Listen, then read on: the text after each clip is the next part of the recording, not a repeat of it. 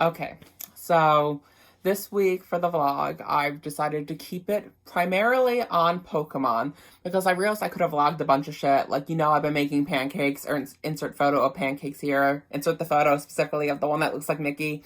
Um, but I was like, I don't want to record that. I hate recording when I'm cooking because then my phone gets messy and then, I don't concentrate on the food, which means I'm probably going to burn the food or kill the food. So, I've been concentrating on making pancakes and how maybe I want to bake. Maybe I'll bake a pie. Once again, insert the Mickey pancake here.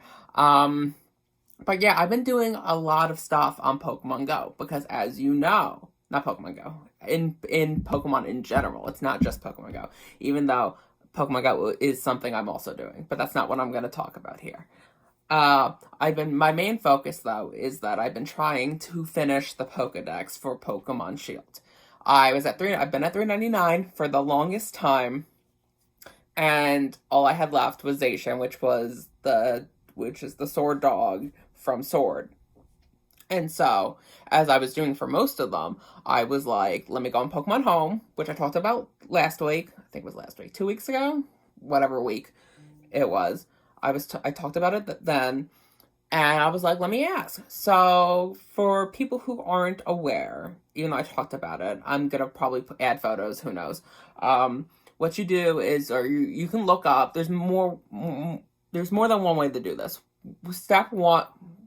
It's not really a step. Option one, that's the word. Option one is that you can go in and search for it. You could be like Zacian, and it'll list to you every single person who wants to trade or Zacian and what they ask for. So, what do they want in return? And they make it kind of easy for you. If you have the Pokemon, if you fit the criteria, next to the Pokemon that they want, there will be a Pokeball. And that's how you know you have this. This is a Pokemon you have. This is a Pokemon that's in your Pokemon Home Pokedex that you can give. Or option two, you have three. You can do this with 3 Pokemon. You can set it up automatically that you're like, I want a Zacian, and for Zacian, I will give you this Pokemon. And then you would show up in the list, but not in the Zacian list. You show up let's say I was gonna give it a Pikachu. I said I will give you this Pikachu if you give me a Zacian. If you did it, because obviously if I looked up, it wouldn't be there. If you looked up Pikachu, you would probably see my listing that says I will give you this Pikachu, but I want a Zacian in return. And long story short, no one was going for it. Obviously, because they're the newest legendaries, and I'm assuming most people only have one. I can't, unless you bought multiple of the game, or you've traded a bunch of times with people already, and you just had more than one, I can't picture it being easy to receive. I think currently, and I think since Pokemon Home's been out, they have been the number 1 and 2 most desired Pokemon. And a lot of the times what would happen is I would check, because I go when I check on the list, and a lot of times if I had a Pokemon that I would go and I could trade it, by the time I went to go trade it, it was already traded. That's how fast it was gone. The listing was still there. I went and I clicked to do the trade, and then it'd be error, which means that someone else probably did the trade. And and then it sucks for me. So one day I was refreshing it every 2 minutes just to see what would show up. And I was eventually able to trade someone. Ironically enough, someone was like, I'll give you this Zacian, but you have to give me a Muck. And I was like, okay. So I gave them this Alolan Muck, because it just ended up being the Muck I had at the time. And so this man got level 20 something Mucks for a level, and I got a level 100 Zacian with a weird ass name. Insert caption here of the Zacian. Insert picture here of the Zacian. But I was like, I don't really know if that was a joke. A lot of times, once I got a shiny Sandslash, and it was level 100, and it wasn't even from this. They didn't even get anything good for me. They got it was in the section where you just put random Pokemon in it, and it's just random trades, and you just get random shit. So he just got my last tier crap, and I got this really cool ass Sandslash. So cool for me, I guess. Yeah. So, but my one thing, remember when I texted you all how fucking mad Pokemon made me? Well, I'm going to explain why. So if you look, a lot of people want Pokemon at levels you can't get them at. So for example, one of the Pokemon, I bet the listing is still there. I'm gonna go look before I edit this, and if the listing's still there, I'm gonna put it here. But someone wanted a Cinderace that was between level 1 and 10. If you don't know, Cinderace is the top evolution of Scorbunny and evolves at level 35, I think. Which means you shouldn't be able to get a Cinderace at level 1, between levels 1 through 10. So, but I was like, well, enough people are asking for it. Let me go see if this is a possibility. So I go on YouTube, as you do, or Google, YouTube, whatever. I search a bunch of things. And funny enough, you can get a Cinderace that's level 1 through 10. It's a wild time. I'm going to let you know. I'm going to describe it as simple as possible.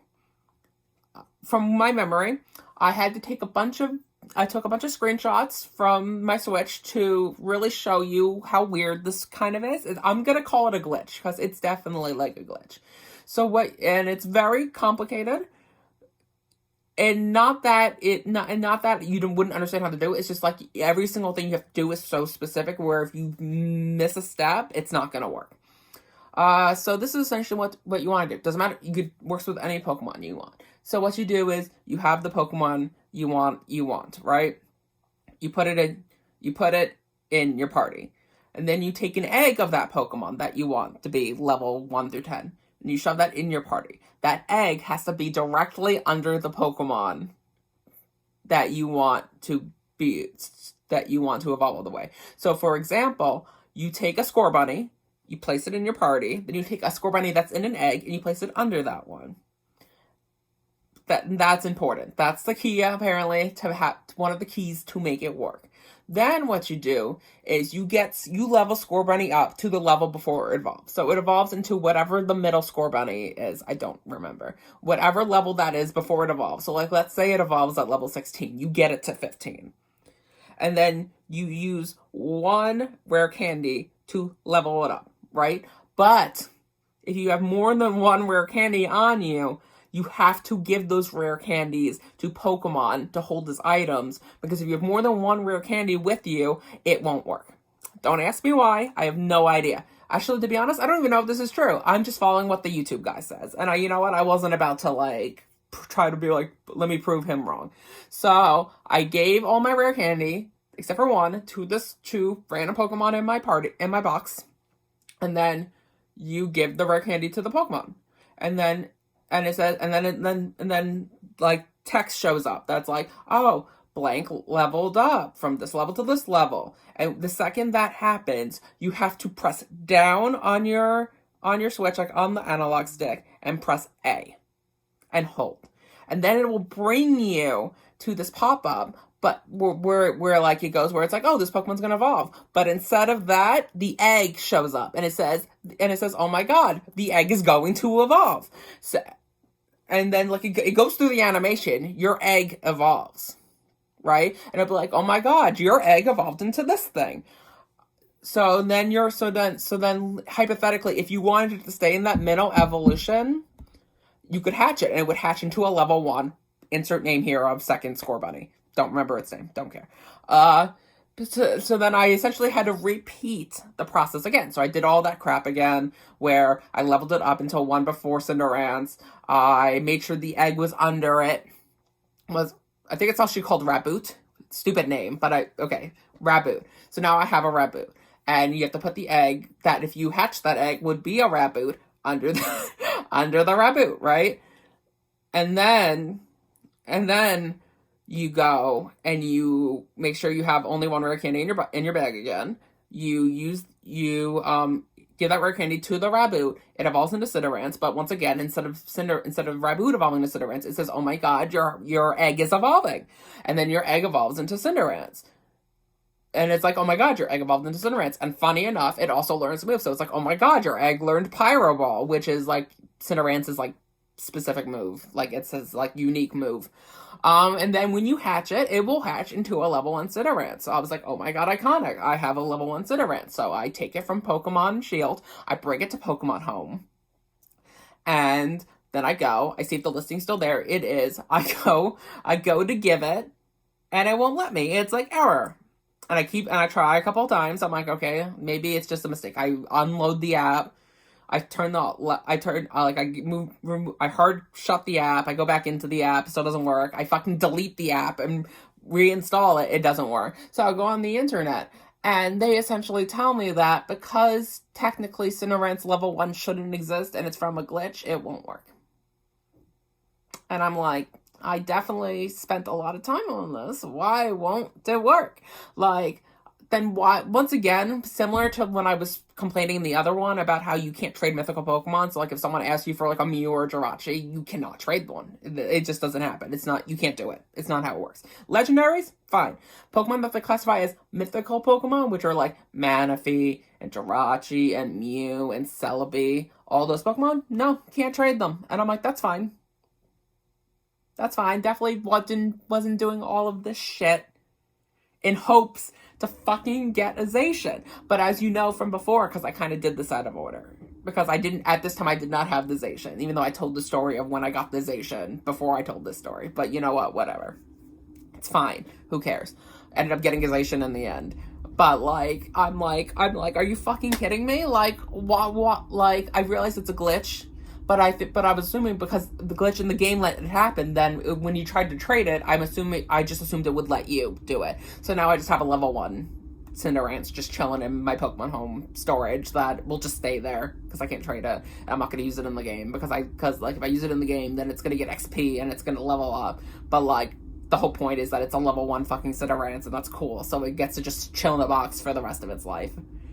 Because there's nothing, you might be able to trade it in the game. Like, if I tried to trade it to Emily, maybe I could give it to her. Or, like, to you, Sam. I have no idea. Maybe. Who knows? But, anyways, that's my Pokemon. That has been majority of my Pokemon experience. Now I'm gonna jump to Pokemon Go. Because I have been playing Pokemon Go. Because I don't know if you know, I think I might have mentioned it. Pokemon Go has, like, I think, like, 2 months ago, instituted a Pokemon, like, tournament feature in Pokemon. So when you go in, and it's, like, tiered, and you get, like, items for winning as many battles. So essentially, the gist of what happens is you need to walk 3 kilometers. And once you walk 3 kilometers, you can battle. You can battle in this Pokemon Battle Tournament.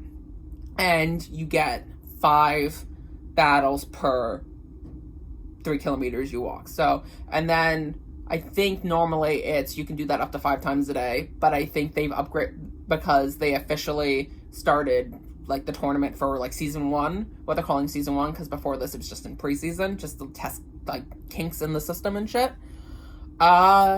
They allow you to do 7, so instead of 5, it's 7. So you get to do 35 battles instead of 25. That's math, if you wanted to know. Very quick math on my part. So yeah, it's a lot of fun. They have 2 tiers. So like they have a normal tier which has 5 like rewards you could get depending on how many battles you win within those 5 battles you get.